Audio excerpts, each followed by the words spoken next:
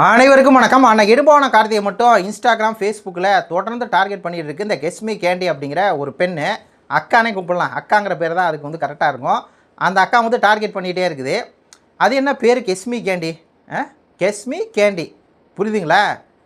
இதை நம்ம வந்து ஓப்பனாக சொல்லிடலாம், ஆனால் நம்ம சொல்ல முடியாது. வாய்ஸ் ஆஃப் லிங்கேசன் அப்படிங்கிற தாவைக்காக்கார் வந்து ஆல்ரெடி அந்த ஆள் வந்து இப்போ கூட அந்த ஆள் போய் விஷால் ரசிகர்கிட்ட அடி வாங்கினாருன்னு வீடியோ போட்டுருந்தான் பார்த்தீங்களா? அந்த ஆள் இந்த கெஸ்மி கேண்டியுடைய வரலாறை பூரா சொல்லியிருக்காருங்க. போட்டு மனுஷன் ரவரவையாக உரிச்சிருக்காப்புல. எப்படி ரவரவையாக உரிச்சிருக்கா அப்படின்னா, இது வந்து எங்கே, அதாவது இது தமிழ்நாடு கிடையாது, வேறு ஒரு நாட்டில் உட்காந்துக்கிட்டு வாய்க்கு வந்ததெல்லாம் எல்லா தலையும் கொடுத்து இழிவாக ஆபாசம் பேசுறது. வாயை திறந்தாலே ஆபாசம் தான். கெஸ்மி கேண்டி எதுக்கு பேர் வைக்கிறாங்க? நம்ம ஊரில் எல்லாம் வந்து கனிமொழி, தேன்மொழி, சந்திரா, இந்திரா அப்படி தானே பேர் வைப்பாங்க. ராசாத்தி, கயல்விழி அப்படி தானே பேர் வைப்பாங்க. அன்னம்மாள் அப்படி தானே பேர் வைப்பாங்க. சரண்யா, உமா, ராஜேஸ்வரி, காளியம்மாள் அப்படி தானே பேர் வைப்பாங்க. அது என்ன கெஸ்மி கேண்டி? அந்த விளக்கத்தை வாய்ஸ் ஆஃப் லிங்கேசன் வந்து கொடுத்துருக்காப்புல. நம்ம வந்து சொல்ல முடியாது அப்படி. நான் தான் சொல்கிறது அப்படிங்கிற மாதிரி தான் இருக்குது. அதில் ஒரு பிட்டு வீடியோ போடுறேன், கேளுங்க.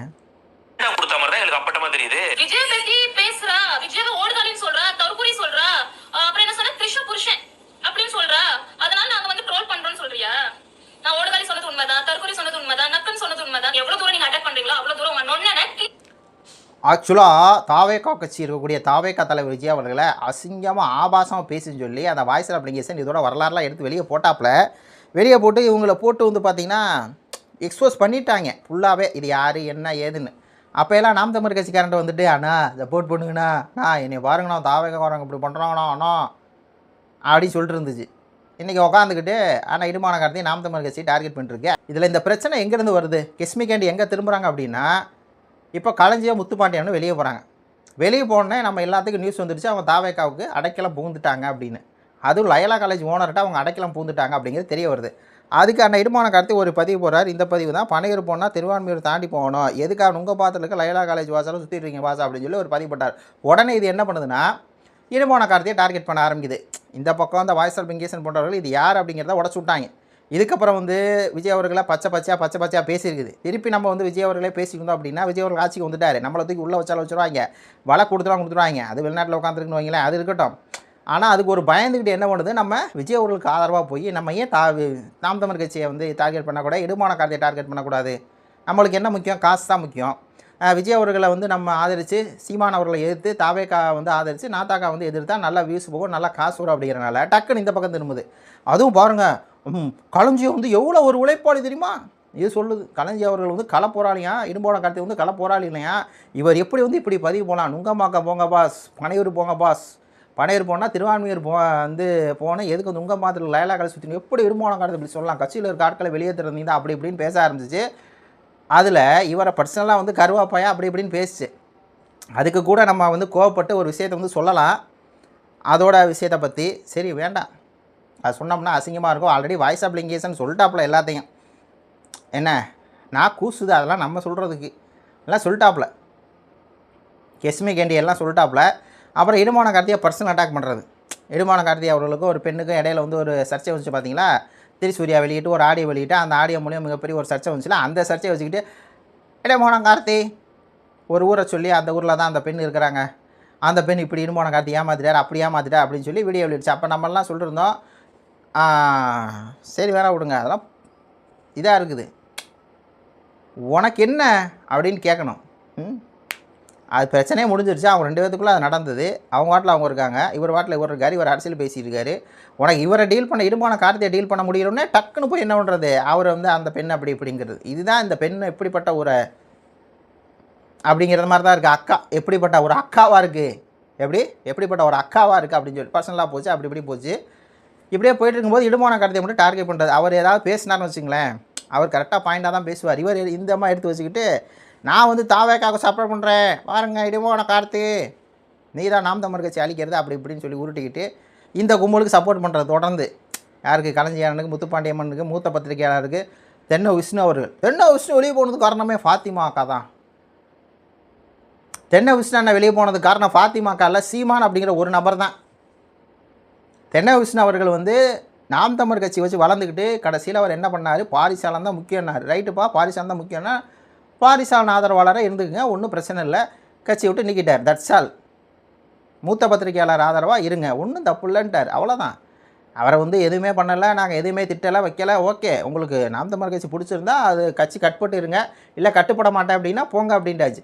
அதுக்கு பாருங்கள், பாத்திமா தான் காரணம். எப்படி எங்கள் தேசம் யூடியூப் சேனலில் உட்காந்து பாத்திமா கிரண் கோபால் அவர்களா இன்டர்வியூ எடுக்கலாம், 41 பேர் உயிர்னு பேசுகிறீங்களே, இதுவும் பேசிச்சு. 40 பேர் இறந்துட்டாங்க. அது காரணம் விஜய் அவர்கள் பேசின இந்த கெஸ்மி கேண்டிங்கிற நபரே அக்கா பாத்திமாவை வந்து 46 பேர் உயிர்னு எப்படி பேசுகிறீங்க, எல்லாம் வாய்க்கு வந்து அது வந்து பேச வேண்டியது. இப்போ என்னென்னா அங்கே தொட்டு இங்கே தொட்டு கடைசியாக அண்ணன் தீரன் திருமுருகன் வழக்கறிஞர் இருக்கார்ல, அவர்கிட்ட போயிடுச்சு. அவர் தானே இந்த வழக்கெல்லாம் போட்டு தாவேக்கா வந்து கொஞ்சம் ஆட்டி பார்க்குறாரு. இப்போ இவங்க வந்து என்ன பண்ணுறாங்க, தேவக்காரங்க வேலை கொடுக்கணும் அப்படிங்கிறாங்க. வேலை எது கொடுக்கணும்? டிஎன்பிசியில் இல்லை, டிஎன்பிசி அப்படிங்கிற அந்த குரூப் 4க்கு உண்டான வேலை வாய்ப்பை கொடுத்துருக்காங்க. 31 குடும்பத்துக்கு எது கொடுக்கணும்? 1 லட்சம் கொடுத்துருக்காரு. ஆல்ரெடி 10 லட்சம் தமிழ்நாடு அரசு கொடுத்துருக்கு, 2 லட்சம் மோடி அரசு கொடுத்துருக்காங்க. மொத்தம் 32 லட்ச ரூபா கொடுத்தாச்சு. அப்படி வேலை வேணும், நிரந்தர வேலை வேணும்னா விஜய் அவர்கள் ஸ்கூல் இருக்குது. விஜய் அவர்களுக்கு சொன்னால் நிறைய, அதான் 1000 கோடிக்கு மேலே சொத்து வச்சுருக்காரு. அங்கே வேலை கொடுக்கலாமே. இன்னும் சொல்லப்போனால் ஒருத்தவங்களுக்கு 5 கோடி ரூபா 10 கோடி ரூபா காசு தூக்கி கொடுங்க.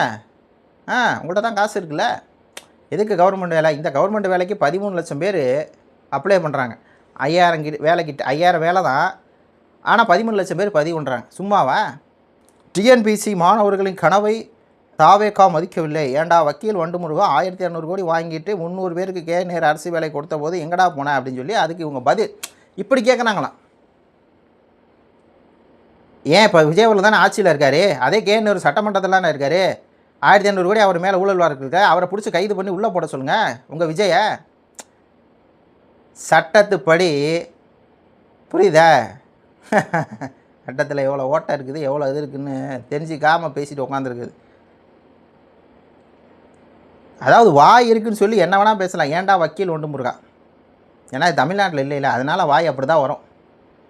பார்த்தேன், ஏதோ ஒரு வெளிநாட்டுகளில் ஏதோ இருக்கும் போல் இருக்குது. அங்கே இருந்துக்கிட்டால் வாய் வந்து வாசப்படி வரையும் போயிட்டுருக்குது.